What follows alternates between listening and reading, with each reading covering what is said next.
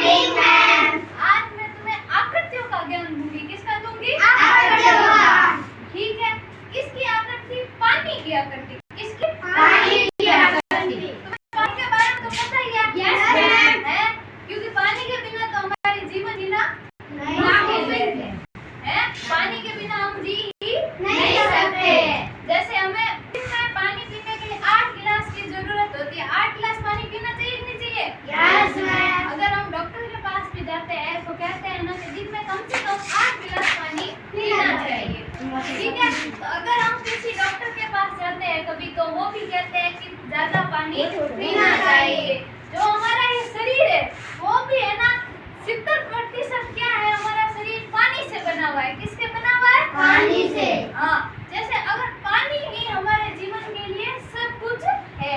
जैसे मम्मी खाना बनाती है तो खाना क्या पानी के बिना बन सकता है? नहीं है। जो हम ये फसल है, गेहूं है, बाजरा है, वो पानी के बिना हो सकता है क्या? नहीं हो सकता ना। वैसे ही चाहे चाय पियो, सुबह उठने से लेकर रात को सोने तक सब जगह क्या चाहिए? पानी। अगर इस दुनिया में पानी नहीं होता तो क्या हम होते? नहीं। क्यों? क्योंकि पानी के बिना हम कुछ नहीं है। अब देखो, पानी का रंग है क्या? नहीं है। पानी बेरंग है। क्या है? बेरंग। हाँ, पानी का कोई अपना खुद का कलर नहीं होता है। पानी को हम जिस कलर में डालेंगे वो उस कलर का हो जाएगा। सभी का एक एक कलर होता है। जैसे अब देखो, मेरे कपड़े का ये ब्लैक है, ये पिंक है, ये व्हाइट है, ये ब्लैक ग्रीन है, ये बोर्ड ग्रीन है नहीं है? Yes ma'am. लेकिन पानी का कोई कलर नहीं होता होता है। जैसे अगर मैं उदाहरण दूं, ये पानी की बोतल है, ठीक है। इस पानी को हम इसमें डालते हैं तो देखो इसमें है ना, हम डाला ये पानी,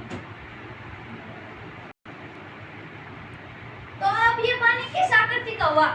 गिलास की आकृति है। पहले किस आकृति में था? बोतल की आकृति। समझ गए?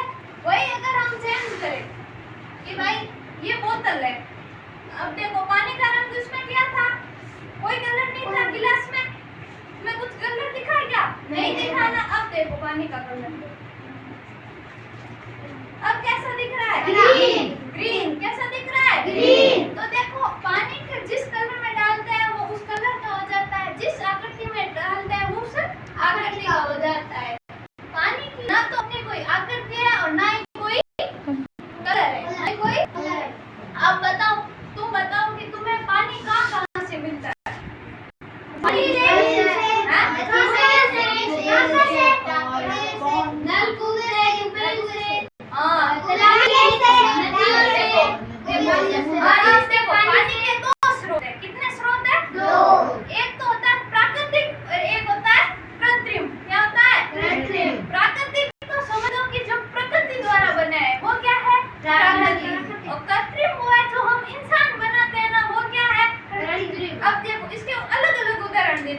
जैसे प्राकृतिक पानी तुम लो, प्राकृतिक पानी जैसे नदी है, झील है, समुद्र है, तो बारिश है, ये सारा क्या है?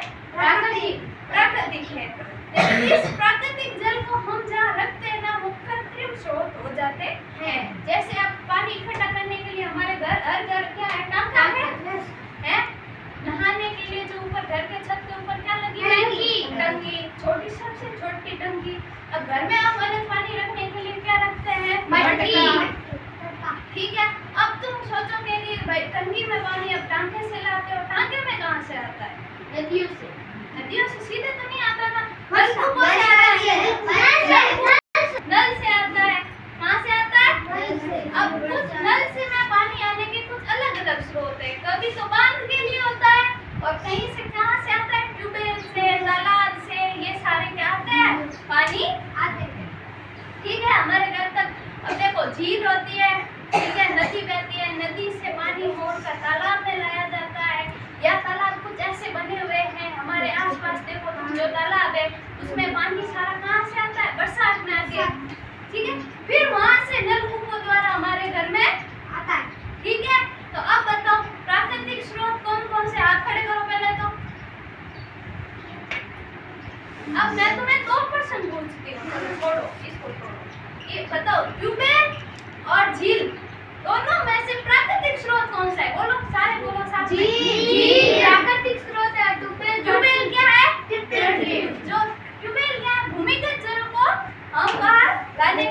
होते हैं। ठीक है? Yes ma'am. तो तुम